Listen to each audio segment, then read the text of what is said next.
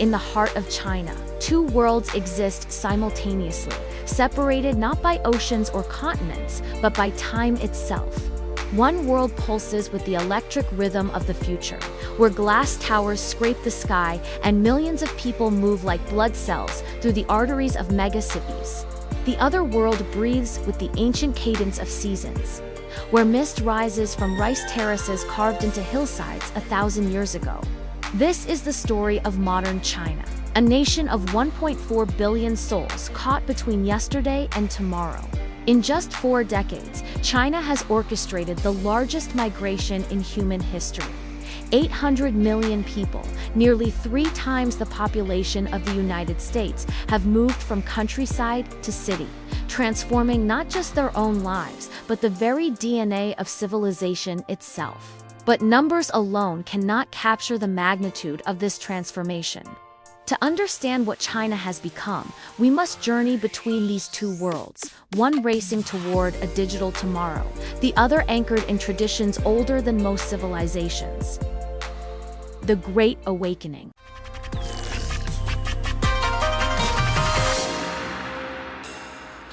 "6:30 a.m. in Shenzhen, China's Silicon Valley. In a glass tower, 30 floors above the street, Li Wei opens his eyes to a world his grandparents could never have imagined. At 28, he earns more in a month than his grandmother made in a year of farming. His apartment, smaller than a traditional village courtyard, costs more than most rural families will see in a lifetime. Li Wei reaches for his smartphone, his window to a universe of infinite possibility.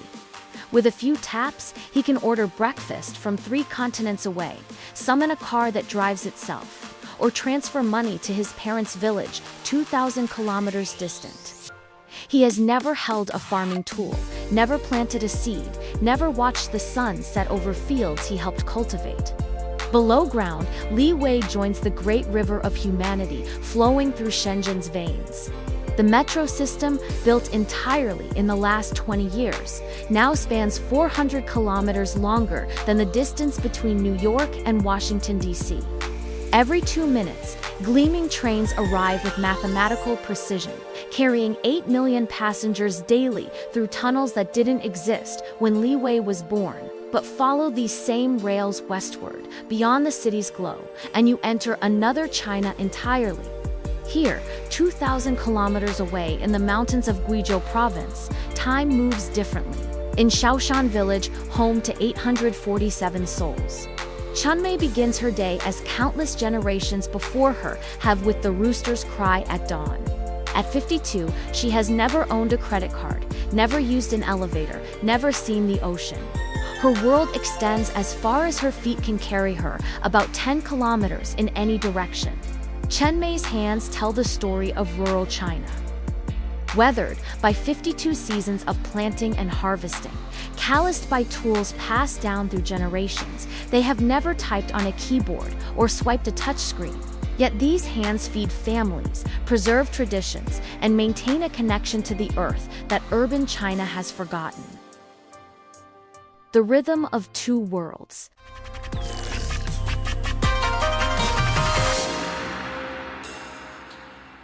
While Li Wei codes algorithms that will power tomorrow's robots, Chunmei plants rice using techniques perfected centuries before computers existed. He works in air-conditioned towers, insulated from weather and seasons. She works under an open sky where every cloud matters, every degree of temperature affects survival. Li Wei's office buzzes with the energy of creation. Here, young engineers design smart cities, autonomous vehicles, and artificial intelligence systems that can diagnose diseases faster than doctors. The irony is lost on them. Much of their technology aims to eliminate the very jobs that sustain rural China. 2,000 kilometers away, Chunmei bends her back in flooded fields, planting rice seedlings one by one. Every grain that feeds urban China begins here. In the ancient dialogue between human hands and fertile earth, she owns 2.3 acres, about the size of 2 soccer fields, every inch of which must produce enough to survive another year. At midday, the contrast becomes even starker.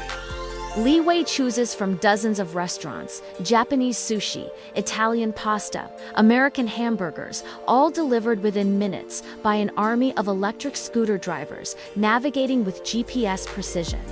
His lunch costs 80 yuan more than Chen Mei spends on food in a week. Chen Mei's lunch is simpler but more profound. Every grain of rice, every vegetable, every drop of cooking oil represents months of labor, prayer for good weather, and hope that the harvest will last until spring. She knows the story of every ingredient, which field it came from, when it was planted, how much rain fell during its growing season. As evening descends, the two worlds diverge even further. Li Wei ascends to rooftop bars where cocktails cost more than Chen Mei's monthly expenses. The city spreads below him like a galaxy of ambition, each light representing dreams of wealth, status, and escape from the limitations that have bound humanity for millennia. In Shaoshan village, Chen Mei's family gathers around a wooden table worn smooth by 3 generations of meals. 3 generations share rice and vegetables they grew themselves. Stories passed down through centuries, and worries about children who've left for cities and may never return. The price of progress.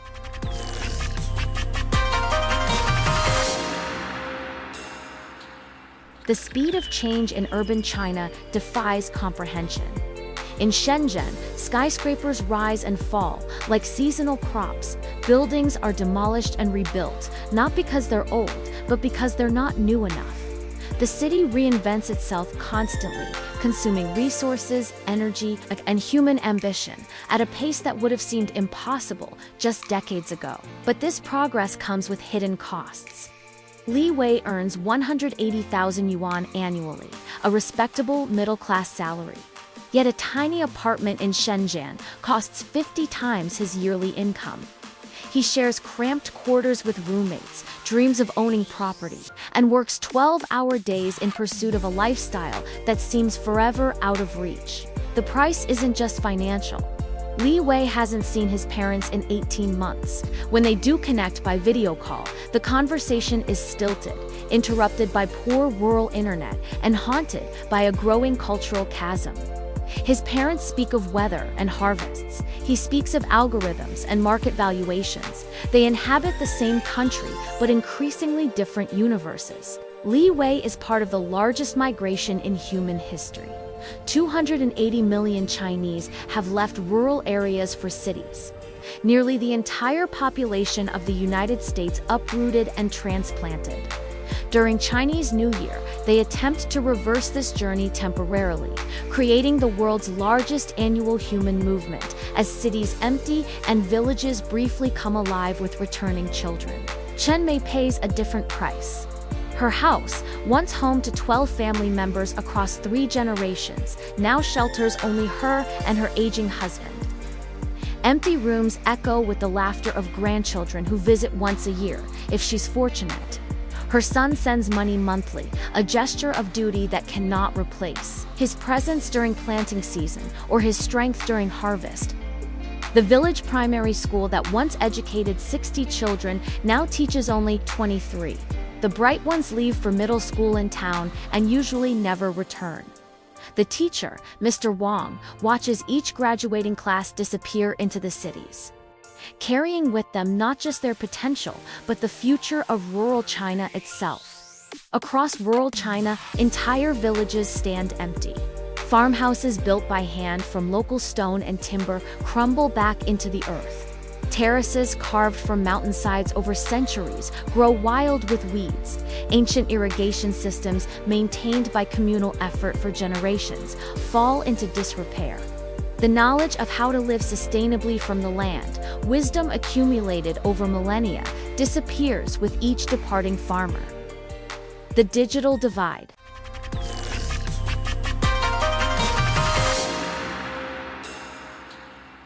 In Li Wei's world, everything is connected. His apartment anticipates his needs, adjusting temperature before he arrives, ordering groceries when supplies run low, even monitoring his sleep patterns and suggesting optimal bedtimes. He lives in a symphony of sensors and algorithms designed to optimize every aspect of human existence. His smartphone isn't just a communication device, it's a portal to digital omnipotence. Through WeChat, China's super app, he can message friends, pay bills, order food, book travel, invest money, watch movies, read news, play games, and access hundreds of other services. He hasn't carried cash in 3 years. Even street vendors selling breakfast accept QR code payments. Shenzhen operates as a living laboratory for China's digital future. Facial recognition cameras track every movement. Artificial intelligence optimizes traffic flow. Digital payments eliminate the need for physical money. Social credit systems rate citizens based on their behavior. The city has become a neural network with 8 million human nodes, all generating data that feeds back into systems designed to predict and control human behavior. But venture beyond the city limits, and this digital paradise quickly fades. Cell towers become sparse, internet speeds slow to a crawl. The sophisticated infrastructure that makes urban life seamless simply doesn't exist. Last year, Chen Mei received her first smartphone, a gift from her daughter in Guangzhou. The device that Li Wei navigates instinctively becomes an incomprehensible mystery in her weathered hands. Apps crash, buttons lead to unexpected screens, and the very logic of digital interaction clashes with decades of analog thinking.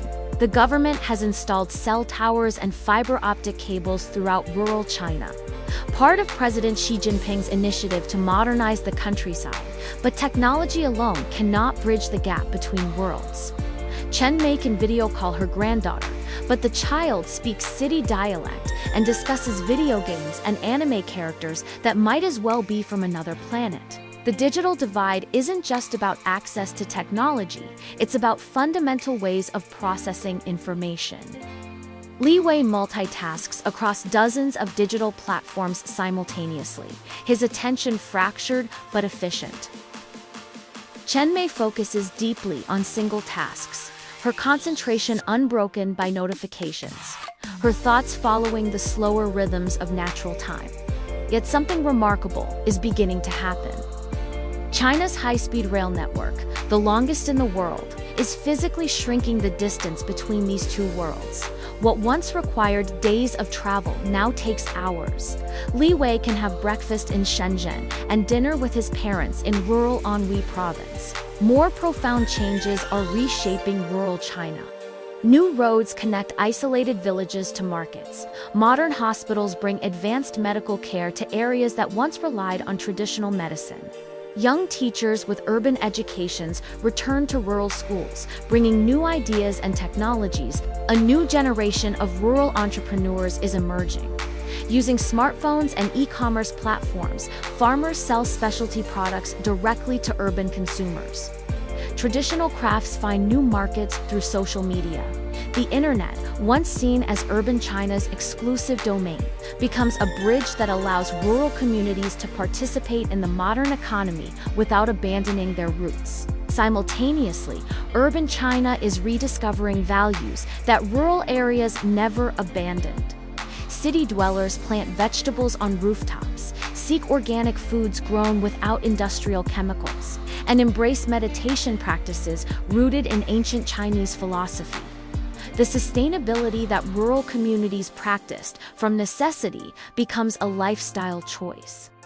For environmentally conscious urbanites, cultural traditions seemingly threatened by modernization find new expression in urban settings. Dragon boat festivals fill city rivers. Calligraphy classes attract tech workers seeking analog creativity. Traditional Chinese medicine clinics thrive in modern hospitals. The wisdom of generations adapts to contemporary needs. The Chinese government's rural revitalization strategy aims to preserve the best of traditional life while providing modern conveniences. New buildings incorporate traditional architectural elements.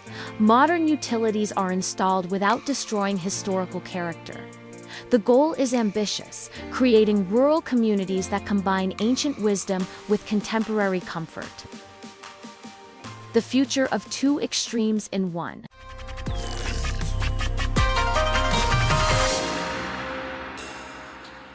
After 18 months in the city, Li Wei finally makes the journey home. The high-speed train carries him through landscapes he once knew intimately, but now sees with foreign eyes. His hometown has changed: new buildings, paved roads, and yes, even mobile payment QR codes at the local noodle shop. Progress has arrived, but something intangible has been lost in translation. Meanwhile, Chen Mei has conquered her smartphone's basic functions. Her first successful video call with her grandson bridges not just 2,000 kilometers, but seemingly 2,000 years of technological evolution. The child shows her his drawing, a house with solar panels and a traditional vegetable garden. Perhaps the future doesn't require choosing between old and new. In Li Wei's family reunion, 3 generations struggle to find common ground. His grandmother speaks only local dialect and measures time by lunar calendar. His parents blend traditional values with basic modern conveniences. Li Wei himself thinks in global terms, but is rediscovering the comfort of familiar foods and childhood places.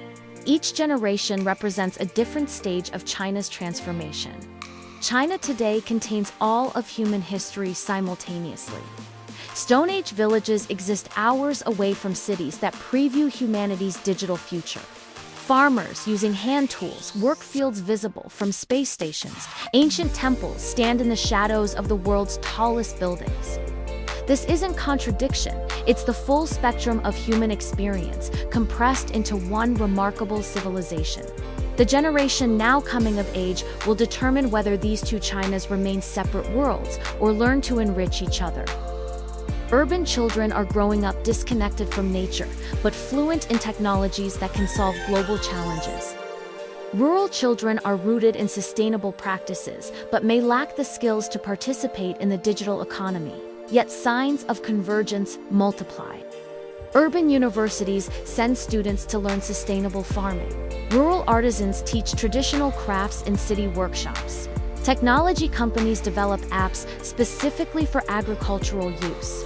Environmental movements in cities embrace practices that rural communities never abandoned.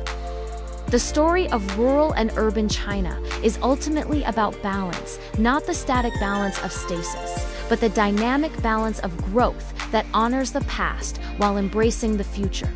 It's about finding ways for efficiency to coexist with sustainability, for individual ambition to strengthen rather than weaken community bonds, for progress to illuminate rather than eclipse traditional wisdom. 500 million Chinese still live in rural areas. 900 million call cities home. Their future, and perhaps humanity's future, depends on whether these two worlds can learn to dance together rather than drift apart. In that dance lies the hope not just for China, but for a world struggling to balance ancient wisdom with modern capability, local roots with global dreams. Today, every minute, 25 people move from rural to urban China. Every minute, another piece of ancient wisdom disappears, another innovation emerges, another choice is made between yesterday and tomorrow. The greatest migration in human history continues, and its outcome will shape the 21st century for all humanity. Share your thoughts on this topic in the comments, and don't forget to like and subscribe. Thank you for watching, and see you in the next one.